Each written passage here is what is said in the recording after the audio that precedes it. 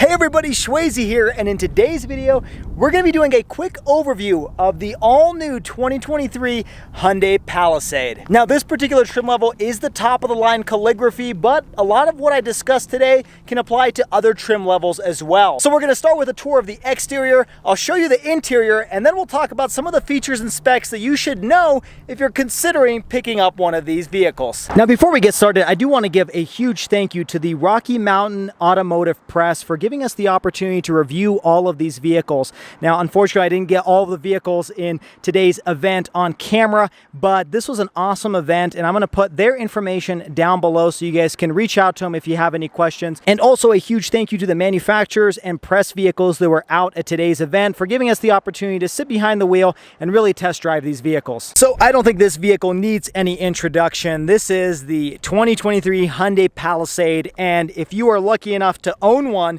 then you probably know all of the features I'm discussing today. But this is one of the hottest vehicles on the market. This and its cousin or sister, however you want to call it, the Kia Telluride, these cannot stay on dealership lots. They sell out all the time. People are putting markups on them. So this is a very, very hot vehicle. So I don't really know exactly why Hyundai decided to redesign it, since if it's not broke, don't fix it. But here we have the 2023 model, which is the facelifted version, which is a little bit different than the outgoing model. The main difference from the front end is these LED headlights now are kind of on the outside versus the inside on the current version. And then Hyundai calls this the cascading front grille. And honestly, it looks really cool, especially with how these front turn signals kind of look like they're part of the metallic front grille. And Hyundai does a good job at that, especially with their Sonata, where they make trim pieces look just like lights and vice versa. And they succeeded with that here. You have this really kind of more muscular stance to the front end with the new front fascia. Looks really nice. You still have your headlights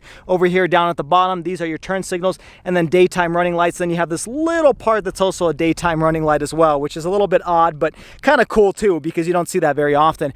Coming over to the side, not much in terms of changes. I do believe they updated these side view mirror blinker lights. Those look really nice. Again, this is the calligraphy. This is the top of the line version. So everything you see here is the best of the best that Hyundai has to offer. And then coming to the back, not as many changes, but they did update it just a little bit with the rear taillights, and I believe the rear bumper as well. But this vehicle didn't really need a redesign. It was already a very striking, good-looking vehicle, but they just made it a little bit better. Now, in terms of the sizing, it actually is just a little bit larger than the current version. It's a little bit longer on the front and the back because of the overhangs. And a lot of what they changed is actually on the interior. So let's show you what that looks like.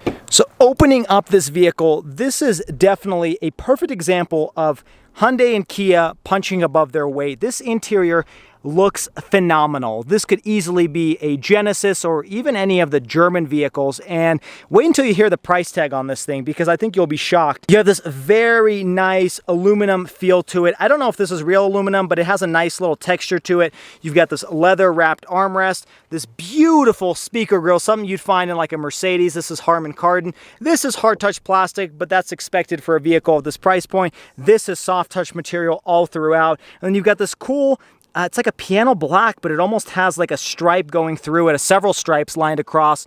Looks really nice. And then you do have memory seats. Now, coming inside, you have Palisade written on the footwell. That's really nice. And these seats are incredible. I mean, let's just take a look and admire how they look, because you've got this kind of quilted material up here, and then it turns into a perforated leather. And then you've got a little bit of bolstering over here for your thigh support.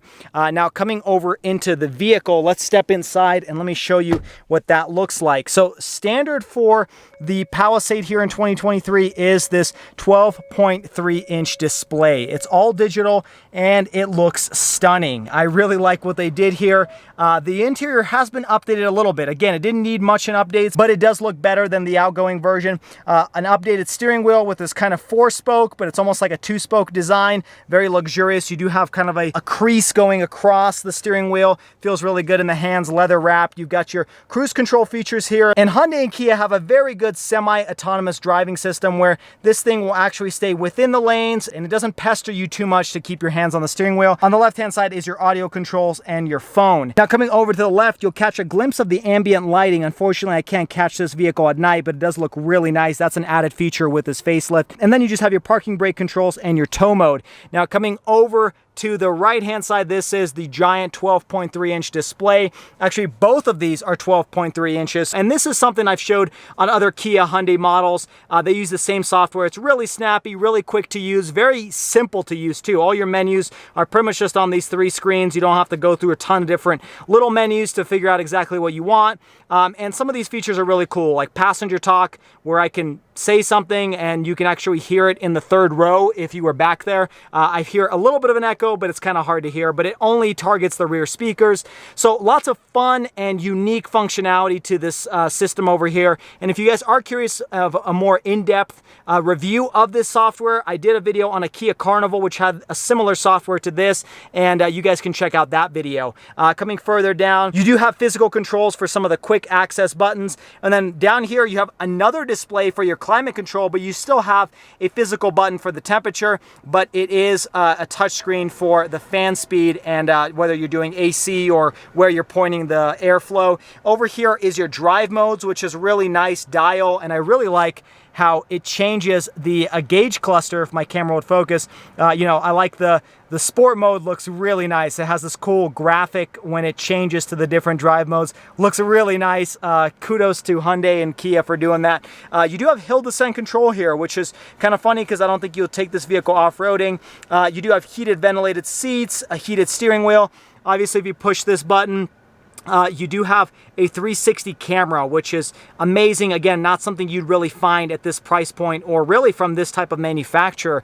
So amazing job there. You do have, these are your buttons. Instead of a traditional shifter, you have just buttons to change your gear. And then this is kind of a flat surface, but if you hold this button and push it in, you do have a large storage compartment, and this is a wireless charging pad over here, so it's kind of hard to see on camera, but it kind of goes inside of the center console, and then you do have a USB port. Now this is a very interesting and smart thing that Kia and Hyundai have invented, or at least this is the only vehicle that I've really seen it on, is if you push this button, you have a cup holder, but you know, you're not going to have drinks in here all the time. So if you just want a large storage space, especially if you have kids and you want to store some stuff, you can actually just use this as a storage compartment, and then when you need cup holders, you just push the button and it pops out. Really smart idea here from Hyundai and Kia. This center arm console is really soft. It's also pretty deep as well, and you do have a 12-volt adapter and a mini USB port, which is nice, and a little tray for you to store some stuff. Coming over to the passenger side, again, you have more of that cool kind of piano black, but it's not just plain piano black. I like that they added that accessory, and it goes all the way onto the door. Look at the stitching that you have on that door panel. Same with the driver's side. Just really incredible interior. It just feels luxurious, and I wish I could show you some of that ambient lighting, but you do have more ambient lighting located underneath this air vent. And overall, you know, the front is just an amazing place to sit. You do have suede headliner, which is not something you'd find in this price point either. And then, of course, since you do have rear air vents, you don't have a panoramic sunroof, but you do have 2 different sunroofs. So you have one for the rear seats, and it's pretty massive. It actually extends pretty much into the 3rd row. And then of course you have one for the front row. So I get why they didn't add one over here, because you do have air vents over there, but I like that they still included it for the 2nd and 3rd row. So now let's jump into the 2nd row and show you some of the cool features back there. Okay, jumping back here, it's just as nice of a place to sit, if not better than the 1st row. Again, nice soft touch material. It's not super soft, but it is like an injection molded plastic. It is softer. You do have a soft armrest here. Again, some more of that really nice stitching over here on the 2nd row. You do have 2 cup holders for larger families, and then a cup holder located down here. And then you do have the sunshade. It is manual operated, but still it's nice to have for a vehicle at this price point. Now coming inside, this is a magnificent place to sit, especially if you're a little kid or if you get the opportunity to sit in the 2nd row. It's really, really comfortable. And Hyundai really made some advancements. Now you do have kind of like an airplane style headrest over here where you can actually kind of pull it closer so that you can fall asleep and be comfortable and not kind of nod your head around as we all have done in the past. And then there's really easy access into the 3rd row. You just push this button and the entire unit slides forward, and then you have really easy access into that 3rd row. And sitting back here, it's not a bad place to be. Let me push this seat back. So my knees are touching the back of this seat rest, but this isn't, you know, the size of, like, let's say a GMC Yukon or something that's much larger than this. This is still a reasonably sized 3-row vehicle, and you could easily fit children or teenagers back here. Adults may want to stick back here for short road trips. I wouldn't stick anybody back here for a long period of time, but nonetheless, you do have air vents located back here, and you do have still the same nice premium stitching on these seats. So they're just as comfortable and just as nice, albeit a little bit less bolstered than the second and first row, but still nice to have. And then you do have heated seats in this 3rd row, which is absolutely amazing because I don't know how often that's actually going to be used. Obviously, you have a power outlet for USB charging, 2 more cup holders back here. This is hard touch plastic. I always complain about this because even luxury vehicles don't have this soft touch plastic in the ones I've reviewed. So I do wish this was a soft touch material. I'd prefer that over heated seats, but nonetheless, you do have that as an option. And then Hyundai made it really easy to get out of the 3rd row. You just push this button and the seat goes back into its sliding position. So very, very intuitive, very nice to have. Overall, really nice place, especially with a suede headliner. Now, sitting back in the 2nd row, these seats are very, very comfortable to sit in. It's kind of like a first-class seat. You do have a little bit of a netting over here to store some goodies. And then over here is your climate control. You have heated and ventilated seats, which is not something you find on really any vehicle, is ventilated seats in the 2nd row, but you do have that here, 3 different stages. You've got your climate control settings. You also have a household outlet. Thank you, Hyundai, for putting that into this vehicle, a 12-volt adapter. And then you do have a USB port here as well. So you do have ambient lighting over here, and that is adjustable. So if you don't like this purple color, you can change that. And with the roof open, let me show you what that looks like. It's not as nice as a full panoramic roof because then you can't really see above here, but it is still really nice to have a giant window above you in the 2nd and 3rd row. So really nice touches there. Let's jump outside and let's show you the cargo area. Now, of course, you have a power lift gate on this as well, which is pretty standard, especially for vehicles at this price point. But coming to the back, you do have not a giant amount of space, but pretty decent. It's larger than some of the competitors. You do have a little bit of storage space underneath this floor as well. And you have this Harman Kardon sound system even for the trunk space, which I'm not sure exactly why, but it's nice to have. And then you do have a lot of different functionality with these buttons here. So you can actually raise and lower the seat automatically using this button over here. And I don't even know why I'm holding it because I can actually just push the button once and the seat will come up on itself. So that is really, really useful. Even some luxury vehicles don't have this, and it will actually drop the headrest itself. So as you can see, I'm gonna push this button, and as it goes down, it drops it. That's really amazing. You can do that for the passenger side as well. And then you can even adjust the 2nd row. So if you are loading something big back here, you may want to lower this 3rd row seat, and at the same time, you know what? I'm gonna lower the 2nd row as well. That way I can fit just a large item, maybe a piece of plywood or something, even though I wouldn't recommend it with this nice of an interior.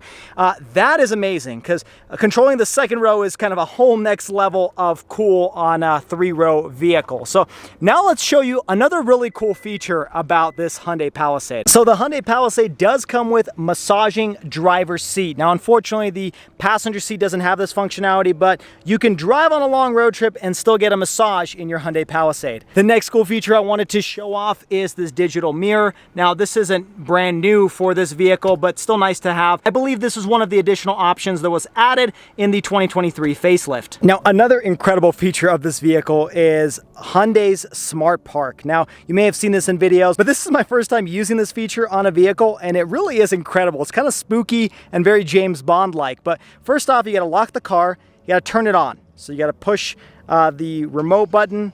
The vehicle just started. Now, let's say you want to park it into a tight spot. So you've jumped out of the vehicle. You're gonna hold this button on the left-hand side, and you'll hear the vehicle actually shift it from park into drive. And I'm holding this button, and the vehicle is literally driving. This is so James Bond, it's crazy. And then I let go, and it immediately brakes. So it doesn't let it roll forward. And then the same thing to reverse. So let's say I wanna put it in reverse, and it takes a second, but the vehicle has a lot of sensors activated, and here we go, it's starting to reverse. Now, I'm not gonna take it really quick, but I think it keeps it at a certain speed, I'm guessing 2 or 3 miles an hour, and then let go, and it stops, and then you can turn the vehicle back off. That is amazing. Really cool to see. It may be kind of a gimmick, but let's say you are parked in a tight spot. This is a really nice way to pull it out. Like me in my garage, in my vehicle, it's very hard to get in and out of because my garage is pretty small. So that would be a nice feature to use to get maybe all 4 or 7 passengers into the vehicle. Now, lastly, let's talk about the engine, which is essentially the same from the current generation or current version. It is a 3.8 liter V6 that produces 291 horsepower and 262 pound-feet of torque. Now, it's a good engine. I'm not going to say anything bad about it. It gets you up and going, and it's relatively quick. I do wish it had some sort of turbocharging, or maybe, obviously not a supercharger. I don't think that would be fitting of this vehicle, but some sort of forced induction to be able to make it a little bit quicker, at least as an option, because this is currently the only engine you can get, and they don't offer any hybrid version at this time. So it's a great V6, but if you've driven any 3 to 4 liter V6 in the past, this is going to feel very similar to that.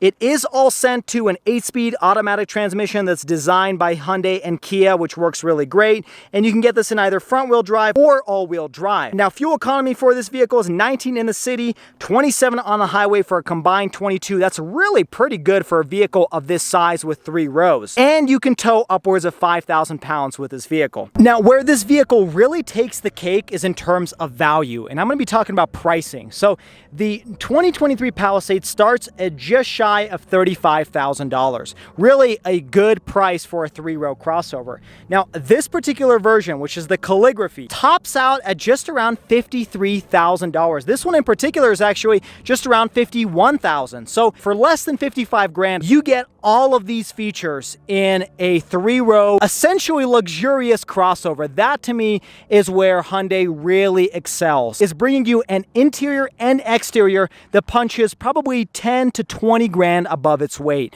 Truly a phenomenal job, and I was very impressed to see that window sticker because I expected to see something closer to the probably $60,000, $65,000 range. Well, I hope you guys enjoyed today's video. Overall, I'm very impressed with the Hyundai Palisade and the facelifted version, but I'm curious to hear what you think down in the comments below. Do you like this? Do you like the Telluride? Or are you going to pick one of the other competitors?